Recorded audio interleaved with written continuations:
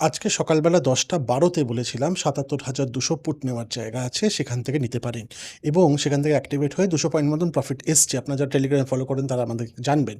আ আজকে প্রিমিয়ামে একই কাজ করেছি। ওই সময়তেই দুটো পুট নিয়েছিলাম, একটা নিফটির একটা সেনসেক্সের, সেখান থেকে প্রফিট বুক হয়েছে, হয়ে বেরিয়ে গেছি। তারপরে আজকে মার্কেটে জাস্ট যদি আপনি ব্রেকআউটের ট্রেড নিতেন, দেখুন দুটো জায়গা খুব ভালো করে। সাপোর্ট ব্রেক করেছে, ব্রেক করে অ্যাক্টিভেট করেছে, করে ভাসিয়ে দিয়েছে। ওপরের দিকে রেজিস্ট্যান্স ব্রেক করেছে, করে সেখান থেকে অ্যাক্টিভেট করেছে, করে ভাসিয়ে দিয়েছে।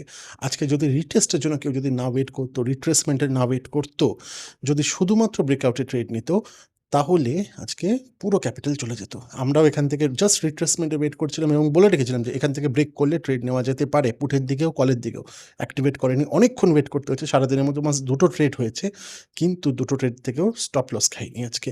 দুটো ট্রেড করেও আজকে আমরা ক্যাপিটালটাকে প্রোটেক্ট করতে পেরেছি। কিছু দিন এরকম হয় যেদিনকে বেস্ট ট্রেড হলো কোনো ট্রেড না করা, আজকে ওরকম একটা ট্রেড ছিল। থ্যাঙ্কফুলি আমরা রিট্রেসমেন্টের ওয়েট করি, যে কারণে আজকে বেঁচে গেছি।